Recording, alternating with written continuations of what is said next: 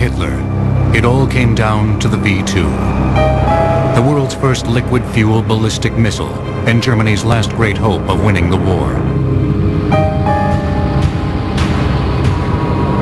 In September 1944, Germany fired the first V-2s against London, terrorizing a war-weary city. But Hitler had thousands more in production. The largest number of rockets came from the mysterious Nordhausen V-2 rocket plant. In a secret location near the heart of Germany, the V-2 rocket factory located near the town of Nordhausen churned out 6,000 missiles in the last 15 months of the war. Slave laborers worked day and night, forced to try and meet Hitler's production goals in the 1 million square foot factory, which was as brutal as it was big. We had no real food, no drink, no water, we couldn't wash ourselves. There was nothing. V-2 assembly took place in the Mittelwerk, or Central Works. But other areas of the Nordhausen facility produced V-1 buzz bombs and jet engines. The cavernous complex primarily consisted of 2 parallel tunnels, 35 feet wide and 25 feet tall, and 1 mile in length. 46 cross tunnels joined the 2 main tunnels, like the rungs on a ladder, providing over 1 million square feet of floor space. The mountain itself into which the factory, the Mittelwerk factory, was built is anhydrite gypsum, and therefore fairly easily dug. Today the factory is buried under tons of rock, partially destroyed after the war. But a small portion of the once extensive complex is open to the public. After almost 60 years, the dimly lit tunnels hide many secrets. Weapon parts still litter the floor. A few chambers are flooded, drowning an infamous past. The history of the factory is inseparably linked to the history of its product, the V-2 rocket. That story begins in the late 1920s with 2 very different factions. A German army eager to regain its former power after the loss of World War I, and a group of amateur rocketeers who dreamed of spaceflight. Even before the rise of Hitler, Germany wished to rearm. The Versailles Treaty, signed at the end of World War I, left Germany weak by restricting the size of the country's military and forbidding the manufacture of long-range guns. However, it said nothing about rockets. In an effort to make the German army stronger, Karl Becker, chief of the Ballistics and Munitions Section, launched a rocket program in 1929. General Becker was very interested in the idea of a ballistic missile, that is, of a large, probably liquid-fueled missile that would be able to bombard enemy cities and carry out a surprise attack that might demoralize the enemy, resulting in a sudden victory. But the solid-fuel rockets of the day were little more than giant toys, far less accurate than artillery. To transform the rocket from toy to terror, the Army needed help. In the early 1930s, the Army started recruiting rocket enthusiasts from several amateur rocketry clubs. One enthusiast, Werner von Braun, a brilliant young engineering student and German aristocrat, captured their attention. Von Braun was interested in flying into space. He was interested in the peaceful uses of space. He was interested in going to the moon and going to Mars. That's really his passion. Yet even at the age of 20, he realized getting to the moon would take considerable resources. He saw the Army as an opportunity to break out of the limits of this small-scale amateur rocketry. And there was no other organization around that was likely to finance rocketry on a major scale.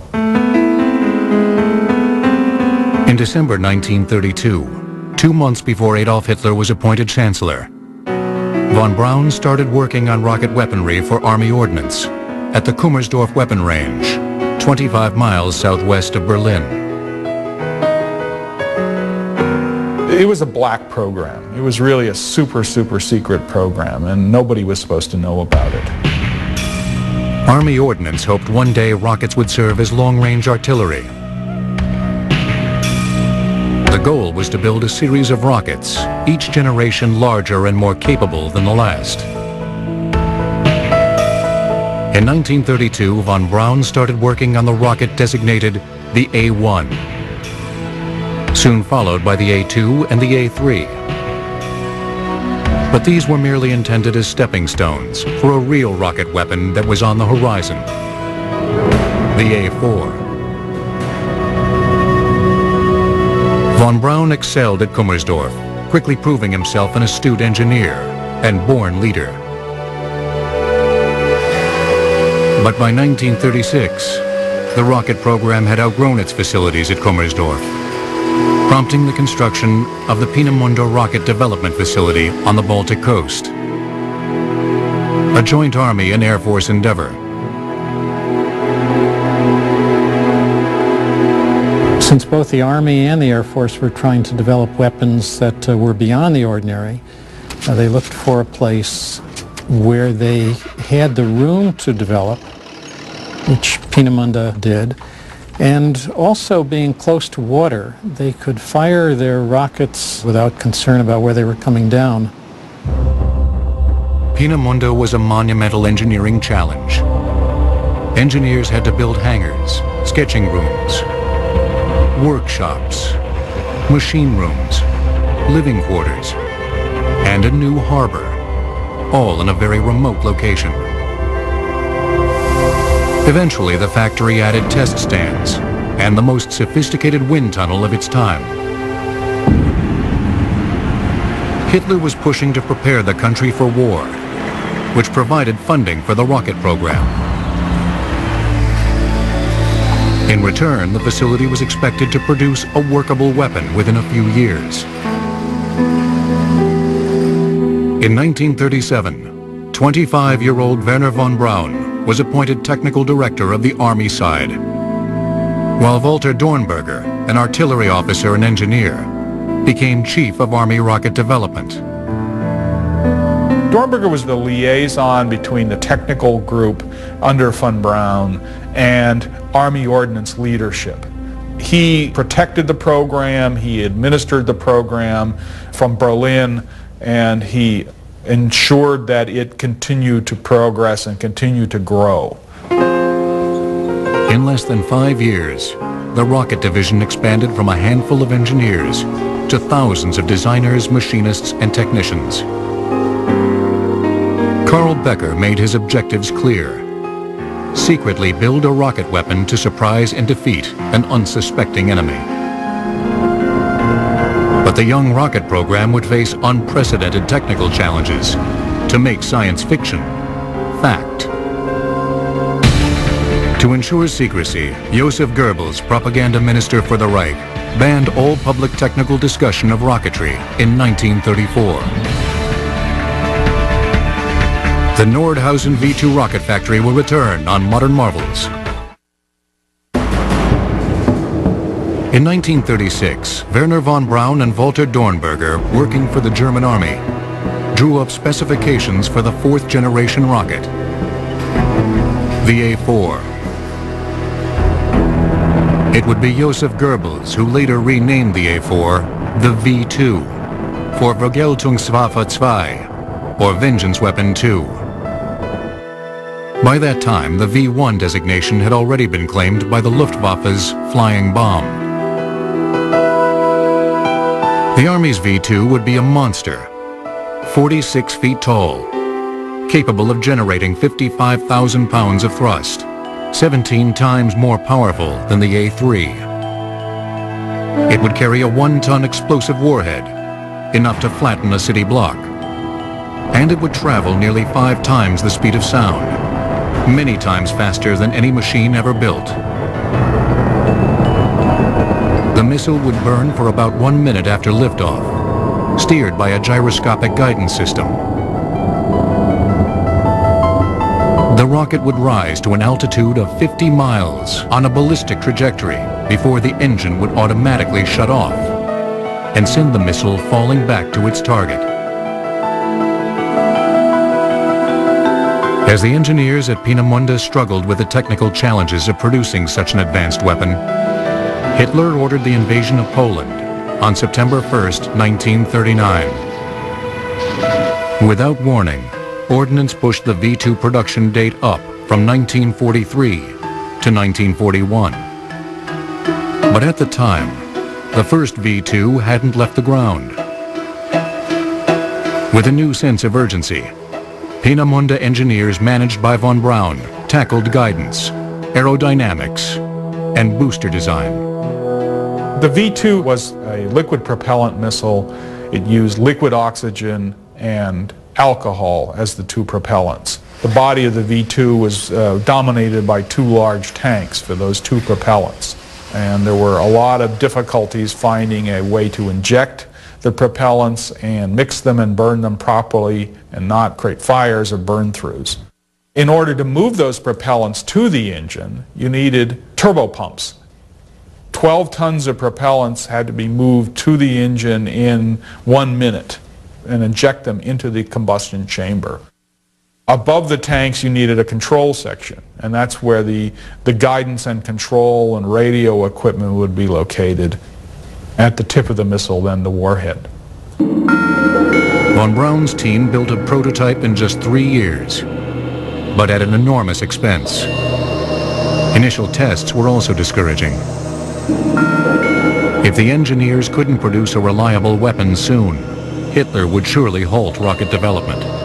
After 2 failed launch attempts, the future of the program was at stake.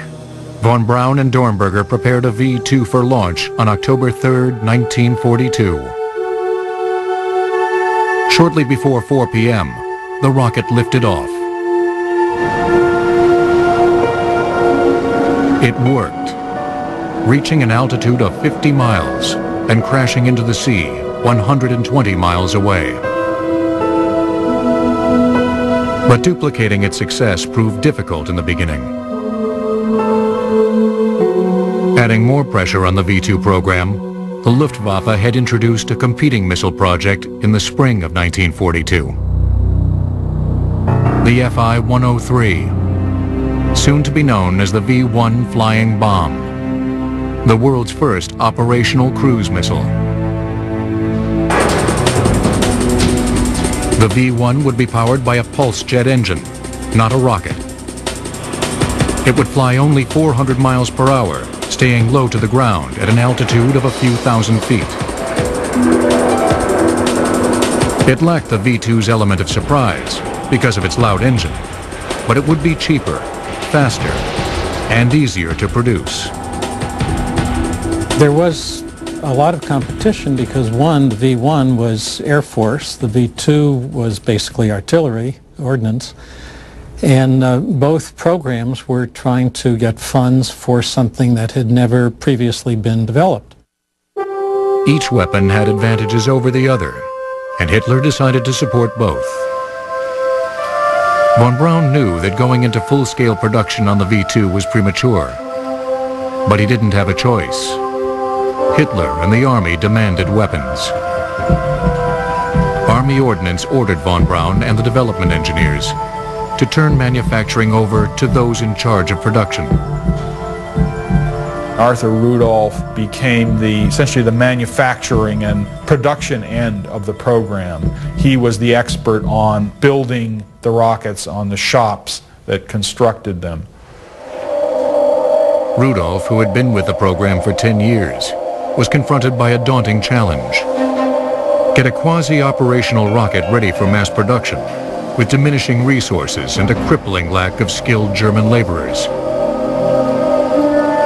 The war pulled men from the factories to the front, and Rudolph couldn't find enough trained German personnel to assemble V-2s. But there was a large supply of unexploited workers at Rudolph's disposal. Forced labor from SS concentration camps. The decision Rudolf was about to make marred the integrity of the rocket program and forever haunted the individuals involved, including Walter Dornberger and Wernher von Braun. Rudolf writes a memorandum that says, this is a good idea, we can use concentration camp prisoners and their secrecy will be completely protected, and the SS will take all the responsibility for feeding and housing them. On June 17, 1943, the first of more than 1,200 detainees arrived at Peenemünde from Buchenwald concentration camp. A few were trained machinists. Most, however, knew nothing about manufacturing. The first thing we saw when we arrived in Peenemünde was the V2 rocket. That was a shock to all of us. Suddenly, are in front of things we never even dreamed existed. By the summer of 1943, the top secret project was no longer secret. Reports of mystery weapons had leaked to the Allies. On August 18, 1943, a British Royal Air Force bombing raid would force V2 production underground to a labyrinth of tunnels outside of the town of Nordhausen, Germany.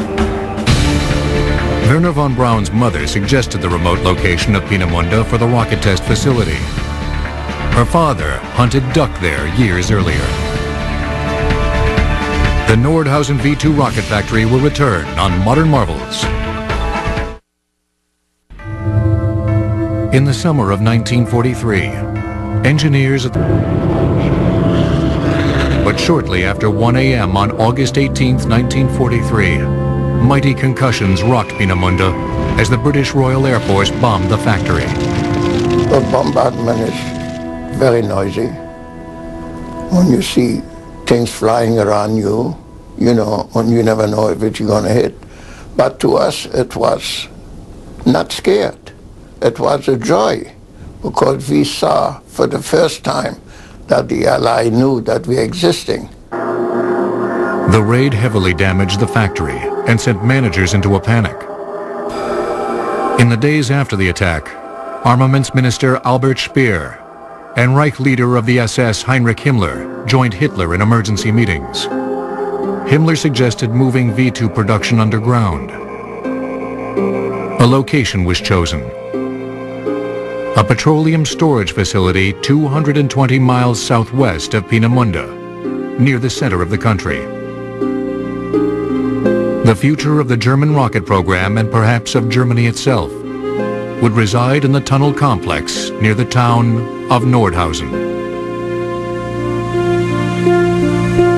The Nazis became interested in the Nordhausen area 7 years earlier, in 1936, when a government agency decided to build a large underground storage facility for oil and strategic materials in preparation for war. A site was chosen near Nordhausen at Kohnstein Mountain. Anhydrite, used for making fertilizer and explosives, was already being mined there. The soft rock was good for tunneling, yet required minimal supports. In June of 1936, 400 miners went to work on the first stage of the project. The final plans called for 2 parallel main tunnels that would stretch over a mile through the mountain. Barrels of petroleum would be stored in cross tunnels or galleries, connecting the 2 main tunnels like the rungs of a ladder. Over the next 7 years, miners excavated millions of tons of rock. By 1943, most of the tunnels were complete and held 4 million gallons of oil, the largest cache in the country. But after the bombing at Peenemünde, Hitler allowed the transformation of the nearly completed oil depot into a rocket factory. Mass assembly would shift from Peenemünde to Nordhausen. But von Braun, the technical director of rocket development, would stay at Peenemünde, working on other missile projects and improving the V2. Himmler, eager to become a bigger player in the rocket division, offered more concentration camp labor to build the factory and later assemble rockets. Himmler names Hans Kammler as his chief for this V-2 production. Hans Kammler was the chief of SS construction and as such had been involved in building the Auschwitz gas chamber crematoria complex, and he was known as a real striver, as an incredibly ambitious, forceful individual. Kammler's challenge was to turn a series of damp and dirty tunnels into a factory. His first task was to finish tunneling. On August 28, 1943, the first 107 concentration camp prisoners arrived at Nordhausen, soon joined by thousands more. But there weren't even barracks for the mostly Russian, Polish, and French prisoners and captured resistance fighters. For 6 months, we lived in this tunnel with the same clothes, pair of pants, a shirt, and a jacket, without a shower. We couldn't even drink when we were caught drinking, except 1 cup of water a day. We used to be beaten. For 6 months, we never saw daylight. There was not even bunks where we could sleep, so we had to sleep on the floor wherever we could. Conditions were brutal. Blasting went on 24 hours a day. Thick dust filled the air. Prisoners worked in 12-hour shifts. But the blasting deprived them of sleep even when they weren't working. There were no toilets, no showers. Tuberculosis, pneumonia, and dysentery were rampant. By Christmas 1943, over 10,000 men were working in the tunnels, digging and loading rocks into rail carts by hand, drilling ventilation shafts, installing lighting, removing oil barrels, laying train track, and installing machinery. After 7 months, slave laborers finished digging the tunnels and enlarging several galleries, adding more than 135,000 square feet to the size of the factory. Of the thousands of workers who went into the tunnels, 3,000 died during the expansion, victims of overwork, malnutrition, and disease. The Nazi leadership had convinced themselves that this was a secret weapon which could change the course of the war. The lives of the prisoners meant nothing. After tunneling, prisoners poured concrete for a level foundation. Sometimes it happened that some prisoners which were unfit to work further on, they fell down and they were filled with concrete. So the tunnel system is not only a memorial, it is a cemetery. While many prisoners expanded the tunnel complex, others constructed concentration camp Dora. Although the prisoners living in the tunnels eventually would have barracks to sleep in, this was little consolation for the thousands living on the brink of death. To rid the camp of dead bodies, sacrificed to build Hitler's rocket, the SS installed a crematorium at Dora. But before the crematorium was operational, thousands of bodies were shipped to Camp Buchenwald. Seeing the arriving cargo, Buchenwald prisoners surmised the only thing Dora produced was corpses. As bodies left Dora, trainloads of equipment from Peenemünde and other factories started arriving. By late 1943, Germany was desperate. Hitler clung to the hope that the tunnels near Nordhausen would produce a miracle.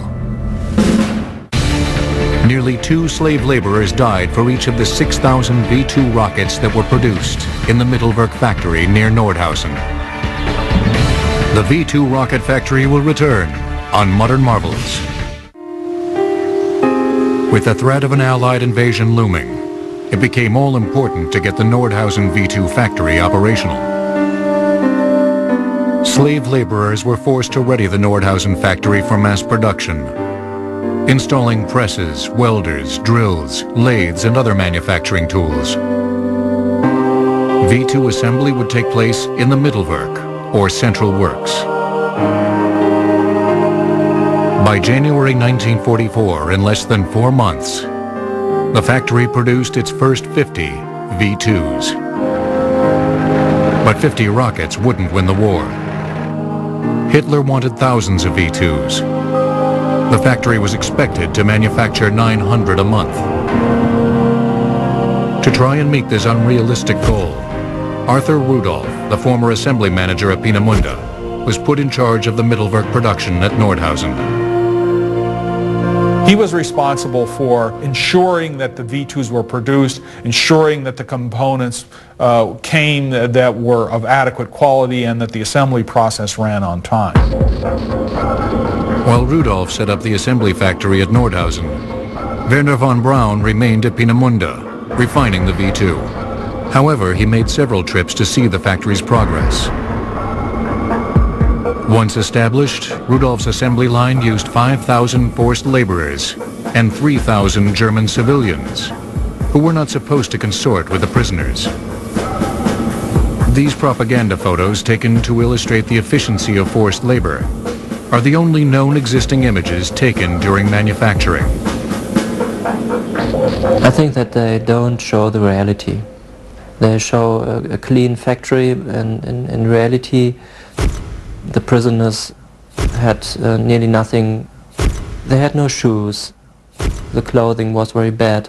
But on the photos you can see very fit prisoners, which obviously had enough to eat. And you can see clean production lines, and it's not the reality of Mittelwerk. 17,000 different parts went into each V2 rocket. Most components, such as the propulsion unit and guidance system, came from other factories as sub-assemblies. Parts came in via rail line or on the backs of prisoners through Tunnel A, then were stored in the cross galleries. Rocket assembly took place in Main Tunnel B, beginning around Hall 21 with the 2 large liquid oxygen and alcohol fuel tanks, covered by a sheet metal skin. Next came the propulsion subassembly with combustion chamber and turbopumps. Workers then attached the big tail section with fins and jet vanes. Lastly, the guidance section was fitted to the front. In Hall 39, the rocket was galvanized and painted in camouflage colors to avoid being spotted from the air during transport. At the very end of assembly, the rockets reached Hall 41, where an overhead crane lifted them upright for gyroscopic testing and other analysis. Scaffolding in this, the tallest gallery, also allowed engineers to inspect each rocket. SS and Army guards used brutal tactics to keep order, but they had help. Directly supervising the laborers were capos. Capos weren't political prisoners, but often German convicts, who received special treatment for managing the line. The punishment often is hanging or beating. Beating was constantly. Capo were always beating us. Capo were always behind us. They wanted to impress the SS, so they were beating us constantly. Production gradually increased from 50 V2s in January 1944 to 437 per month by May. But the rocket rushed into production had many problems at the launch pad.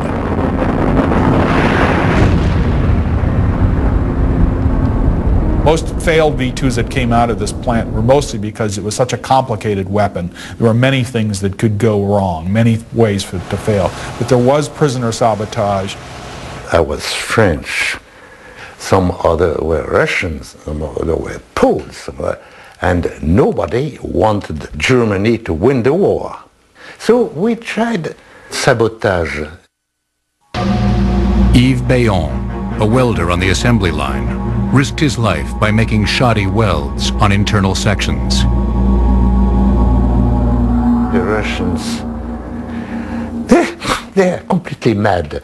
Completely mad. They pissed on machines, for instance.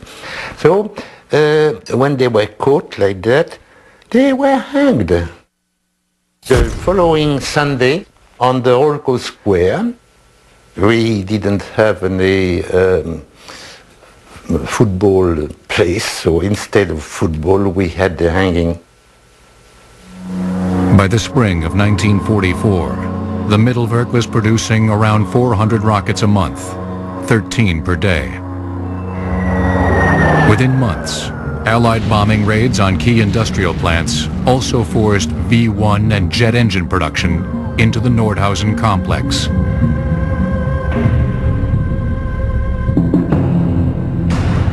By September 8, 1944, Germany finally had enough V-2 rockets to launch the first wave against London and recently liberated Paris. It seemed like Hitler's last hope. The weapon terrorized war-weary London. Unlike the V-1, which made plenty of noise, the V-2 gave no advanced warning when it fell out of the sky. Over the next 8 months, Germany launched 4,300 V-2s on Allied targets. Hitler dreamed it would win the war, but expectation far exceeded performance. The V-2 was never as accurate as the Army wished. While V-2s did kill 5,000 people, they never posed enough of a threat to turn the tide of the war. The V-2 could only carry a 1-ton warhead, and therefore its effectiveness as a weapon was limited. But as a technological breakthrough, it was an astounding transformation. Although Germany produced nearly 6,000 V-2s, the numbers are misleading. The Mittelwerk factory near Nordhausen never in fact met production quotas, and a high percentage of those built were flawed. I think that the efficiency of the Mittelwerk was a part of the illusion of the rocket engineers who thought that it was possible to construct a rocket weapon for the so-called Endsieg, the final victory. The Mittelwerk continued assembling V-2s even as the Allies advanced to within miles of the plant. Finally, around April 5th, managers abandoned the factory and evacuated the healthy prisoners from Camp Dora. When the U.S. 3rd Armored Division entered Dora and a subcamp in Nordhausen on April 11th, they made a gruesome discovery. Thousands of corpses, victims of disease and malnutrition. Some had been machine-gunned by the SS, but many were the victims of an RAF bombing raid on Nordhausen. About 600 prisoners, too sick to move, were left behind when the plant managers fled. When the Allies arrived, the war was finally over for prisoners who remained at Dora. There is no feeling. I laid on the floor and kissed the ground.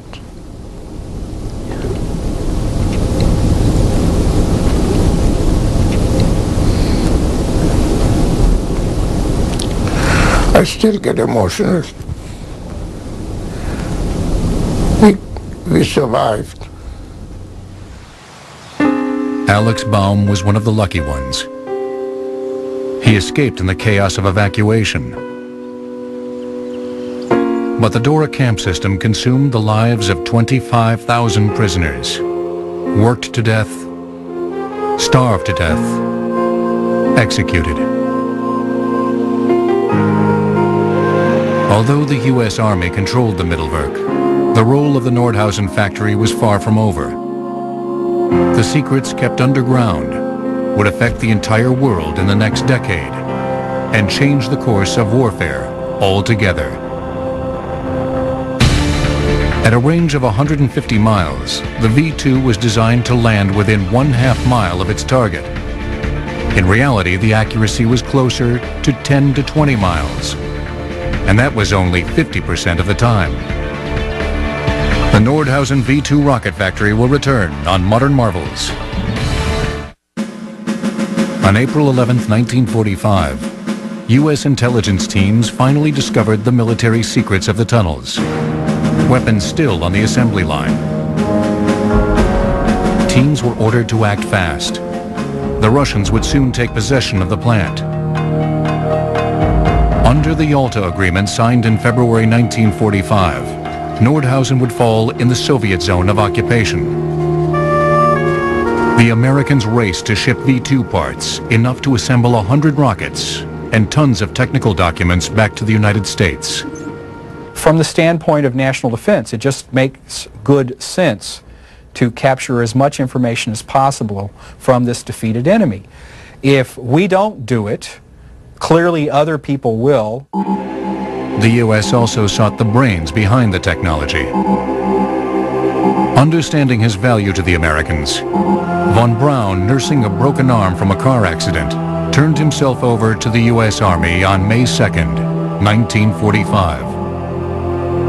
Werner von Braun was exceptionally excited because he viewed the Americans as the nation that had the greatest capability to further his desire to fly in space.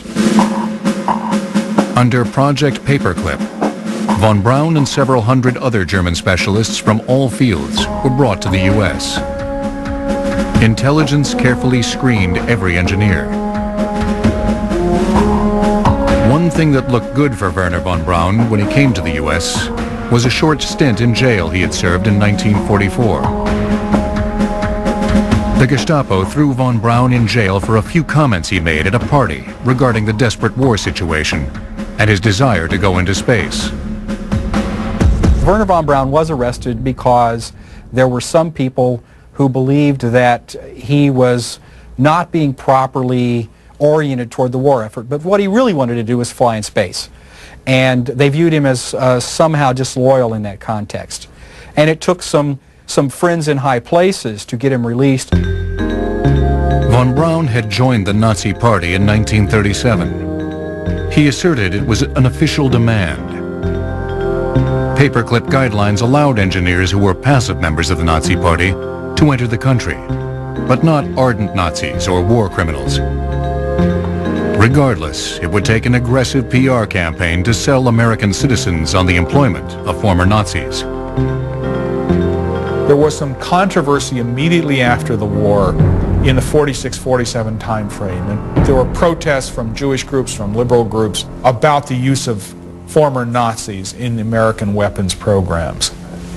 The Cold War kind of killed all the discussion about that, or really silenced it. Despite the controversy, the Army shipped von Braun and 120 German engineers to Fort Bliss, Texas, where they would help develop the U.S. ballistic missile program. The engineers reassembled and fired V-2s at the White Sands Proving Grounds. But it was spaceflight that von Braun dreamed about. He became a prominent spokesman for space exploration. In 1955, he also became a U.S. citizen. This is one of the proudest and most significant days in my life.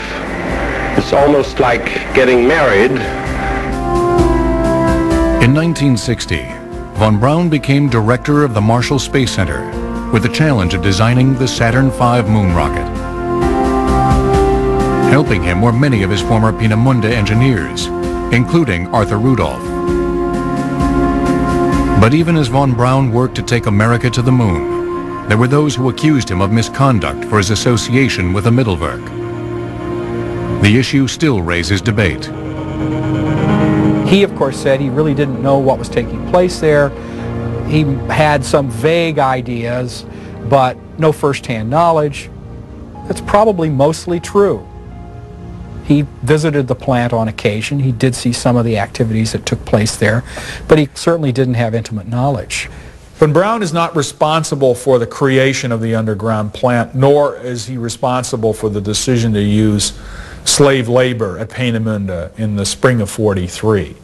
But he is a knowledgeable leader of the program. He knows what's going on, and he doesn't say anything. He doesn't even seem very disturbed by it.